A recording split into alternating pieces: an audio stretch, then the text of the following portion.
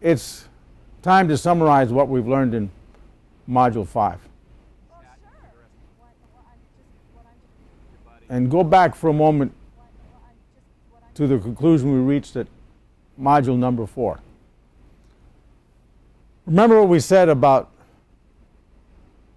output and costs in those days. We said if the economy surged forward, if the old economy surged forward, generating a drop in efficiency because capacity utilization was too high, and a rise in inflation, we now can see that that rise in inflation would cause a drop in consumer confidence and a drop in consumer demand. So under the old economy rules, every boom generated the subsequent decline, because a booming economy meant an economy whose efficiency deteriorated, whose costs and inflation rose, causing a drop in consumer confidence and a drop in consumer demand. But as soon as consumer demand fell, inflation subsided, consumer confidence could rise again, because with the drop in production, efficiency would improve. With the improvement in efficiency, you would get a drop in inflation. So every recession was instrumental in causing the next expansion, because when a recession occurred, it meant more efficient production, less costly production, lower rates of inflation.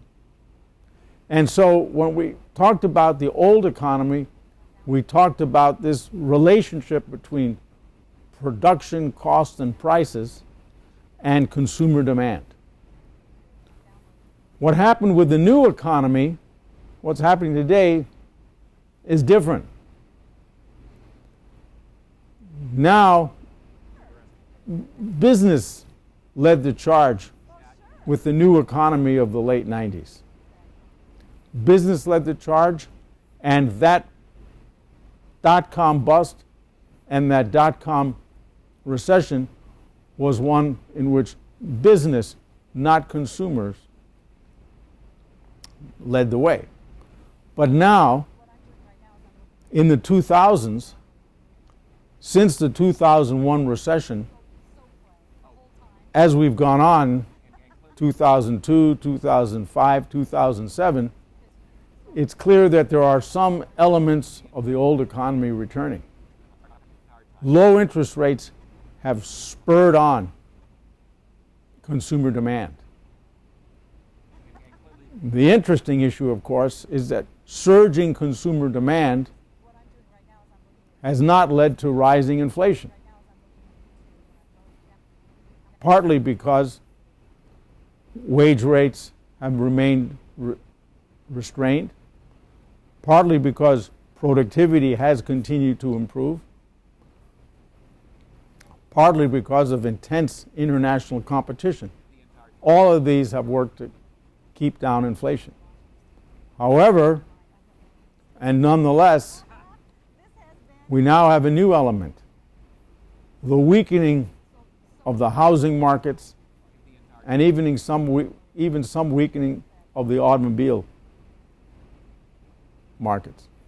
It's really up to you now to follow these trends very, very carefully. We had 5 years of new economy boom in the late 90s. We've had 5 years of consumer strength in the early 2000s. What's next?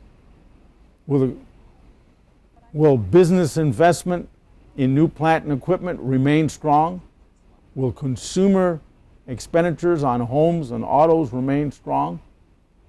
Can the effect of the housing bubbles bursting be set aside without much impact on the economy? All these data you should follow. Go to the web. Stay tuned. It's very important for the economy's outlook. Now, with respect to the next module, number 6, We'll take a look at the Federal Reserve, which of course was crucial in those low interest rates, in establishing those low rates, which drove the economy forward after the 2001 recession and through the year 2005 through 2007.